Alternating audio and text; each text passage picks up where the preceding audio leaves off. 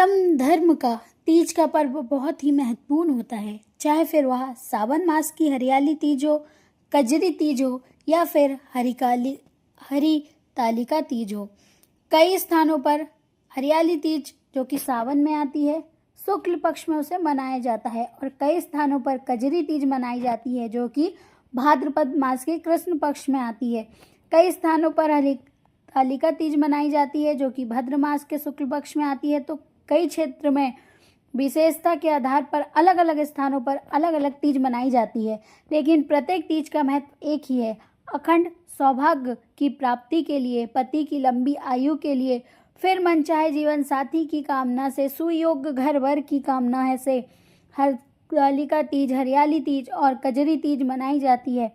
आज की इस वीडियो में आप जानेंगे कि 2025 में हरियाली तीज अर्थात सावन मास के शुक्ल पक्ष की तृतीया तिथि कब है, सावन मास के शुक्ल पक्ष की तृतीया तिथि कब प्रारंभ होगी, कब समाप्त होगी, हरियाली तीज का व्रत आपको कब धारण करना है, पूजा करने का शुभ महत्व क्या रहेगा, पारण करने का शुभ मुहूर्त क्या रहेगा, किस प्रकार से हरियाली तीज की पूजा आराधना जिससे कि आपकी कामना और व्रत धारण करते हैं या बिना व्रत किए भी भगवान से माता पार्वती की आराधना करते हैं तो आपकी वह कामना पूर्ण हो, इसके लिए आज विशेष क्या करना चाहिए, संपूर्ण जानकारी हरियाली तीज से संबंधित आज इस वीडियो में शेयर करूंगी।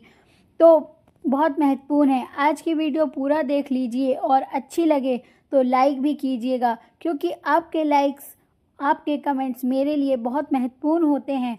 एकमात्र जरिया है जिससे मुझे पता चलता है कि आपको मेरी वीडियो अच्छी लग रही है। और अगर आपको ये वीडियो अच्छी लगे तो आप हरियाली तीज के शुभ मुहूर्त के लिए उसे पहले जानने के लिए हरियाली तीज क्यों मनाई जाती है और किस प्रकार से व्रत धारण करना है, पूजा करना है, तो देखिए हरितालिका तीज के बारे में ऐसा कहा जाता है कि भगवान शिव माता पार्वती के पूर्ण मिलन का दिन है। यहाँ माता पार्वती ने तपस्या करके भगवान शंकर को प्रसन्न किया और उन्हें पति के रूप में प्राप्त करने का वर प्राप्त हुआ। भगवान से माता पार्वती की तपस्या से प्रसन्न होकर कहा कि हरियाली तीज का व्रत जो सौभाग्यवती महिला धारण करेगी उसकी पति की आयु लंबी होगी, अखंड सौभाग्य का वरदान उन्हें प्राप्त है और पतित दाम्पत्य जीवन में भी सुख में होगा। इसके अलावा अगर कोई कुंवारी कन्या व्रत को धारण करेगी और भगवान शिव और माता पार्वती की आराधना करेगी, विधि विधान से उन्हें मनचाहे जीवन और वर की प्राप्ति होगी, सुयोग वर की प्राप्ति और उनका वैवाहिक जीवन सुखमय रहेगा। तभी से सावन मास की शुक्ल पक्ष की तृतीया हरियाली तीज का व्रत किया जाता है और इस दिन सुहागन महिला अपने पति की लंबी आयु के लिए, अच्छे सौभाग्य के लिए व्रत धारण करती है। कुंवारी कन्याएं मनचाहा वर पाने के लिए व्रत धारण करती है। इस दिन माता पार्वती और भगवान शिव की पूजा की जाती है। 16 श्रृंगार धारण करके सुहागन महिला इस दिन भगवान शिव और माता पार्वती की आराधना करके उनसे वर मांगती है। इसी प्रकार पूरे जीवन में सौभाग्य बना रहे। सब जानते हैं कि सावन मास के शुक्ल पक्ष की तृतीया तिथि कब प्रारंभ होगी, कब समाप्त होगी और हमें व्रत कब धारण करना है। देखिए, सावन मास के शुक्ल पक्ष की तृतीया तिथि का प्रारंभ हो रहा है 26 जुलाई को रात 10:41 पर और तृतीया तिथि का समापन होगा 27 जुलाई को रात्रि 10:41 पर। तो ऐसे ही सूर्य उदय कालीन तिथि के अनुसार 27 जुलाई 2025 रविवार को हरियाली तीज मनाई जाएगी। इस दिन सूर्योदय का काल का समय सुबह 5:40 पर होगा, सूर्यास्त का समय होगा शाम 7:15 पर और इस दिन ब्रह्म मुहूर्त का समय होगा सुबह 4 बजे से 4:50 तक। ब्रह्म मुहूर्त में आप स्नान कर सकते हैं, पूजा आराधना कर सकते हैं। इस दिन अभिजित मुहूर्त का समय दोपहर 12:02 से लेके 12:57 तक अमृत काल का समय है, 1:56 से दोपहर 3:34 तक और विजय मुहूर्त होगा दोपहर 2:55 से लेके दोपहर 3:48 तक। गोधूली वेला का महत्व मुहूर्त बहुत महत्वपूर्ण होता है, क्योंकि इस समय विशेष रूप से भगवान शिव और माता पार्वती की पूजा की जाती है। शाम को 7:16 से शाम को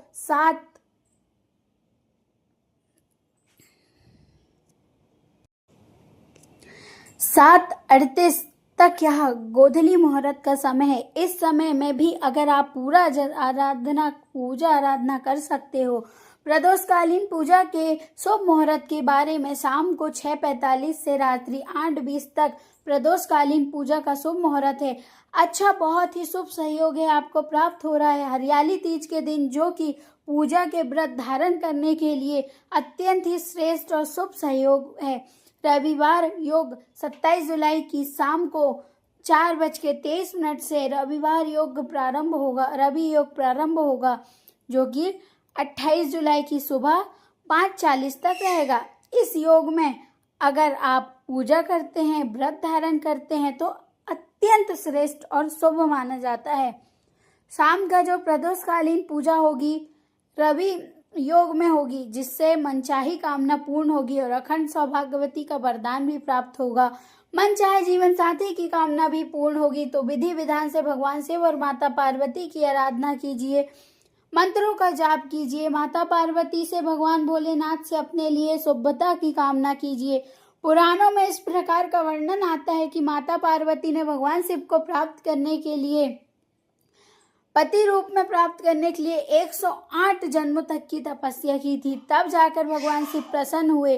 उन्होंने माता पार्वती को अपनी पत्नी के रूप में स्वीकार किया। तो इस दिन आप प्रातः काल में जल्दी उठ जाइए, नित्य कर्मों से निवृत्त होकर स्नान कीजिए, साफ वस्त्र धारण कर लीजिए और हो सके तो नए वस्त्र धारण कीजिए। 16 श्रृंगार करना चाहिए। उसके बाद भगवान शिव का अभिषेक कीजिए गंगा जल से, पंचामृत से, और फिर भांग, धतूरा, बेलपत्र इत्यादि सभी प्रिय वस्तुएं भगवान भोलेनाथ उन्हें अर्पण कीजिए और पार्वती जी को 16 श्रृंगार की वस्तु अर्पित कीजिए।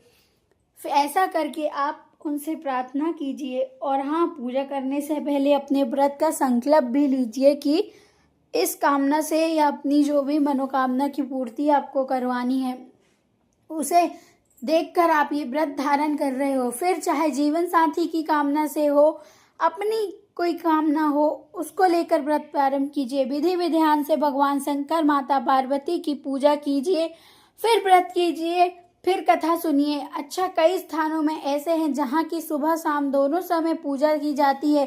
कई स्थान पर सिर्फ सुबह पूजा करते हैं, कई स्थान पर शाम को पूजा करते हैं। जैसा आपके परिवार में होता है, आपकी परंपरा के अनुसार, अपने परिवार के अनुसार पूजा करना, व्रत करना अच्छा होता है। कई क्षेत्र ऐसे भी हैं जहाँ सिर्फ पूजा की जाती है, व्रत नहीं रखते। तो यह आप लोग यहाँ भी कर सकते हो, अपने परिवार के अनुसार करें। बात करें व्रत में क्या खाएं क्या ना खाएं, व्रत किस प्रकार से धारण करिए, तो देखिए, वैसे तो हरियाली तीज का जो व्रत है वो निर्जल धारण करते हैं, लेकिन कई क्षेत्र में जहाँ की फलाहार के द्वारा, जलाहार के द्वारा व्रत करते हैं। मैंने कहा परिवार की परंपरा होती है, जो कि आपके परिवार में आप उसी प्रकार से व्रत करते हैं। किसी भी देखा रेखी से व्रत को नहीं करना। अगर आपके परिवार में निर्जला व्रत किया जाता है तो आप निर्जला व्रत करें, लेकिन अगर आपके परिवार में कुछ फलाहार लेकर व्रत किया जाता है तो आप वैसे ही व्रत कर सकते हैं। किसी को देखकर व्रत ना रखें, क्योंकि हो सकता है कि वो पूरा कर ले पर आप पूरा ना कर पाओ। इसलिए व्रत ऐसा रखो जो आप पूरा कर सको। पूजा करने के बाद कई स्थानों में परिवार शाम को ही भोजन कर लेते हैं और कई स्थानों में 24 घंटे भोजन नहीं करते, फिर अगले दिन व्रत का पारायण करके ही व्रत करते हैं। मतलब सुबह भगवान से माता पार्वती की पूजा करते हैं, अपने अखंड सौभाग्य के प्रार्थना के बाद भगवान से पार्वती की आराधना करके, उसकी आरती करके व्रत का पारायण करते हैं और अपने परिवार के किस प्रकार व्रत होता है वो उस प्रकार से, उस परंपरा से आप व्रत कीजिए। व्रत के नियम आप अपने परिवार के अनुसार आपको करना है, मतलब निर्जल, फलाहार या फिर जलाहार, या शाम को पारायण करना, अगले दिन पारायण करना। यही है पूरी तरह जैसे आपके परिवार में होता है उसी प्रकार से आपको करना है। ठीक है दोस्तों, उम्मीद करती हूँ कि इस चैनल पर आने वाले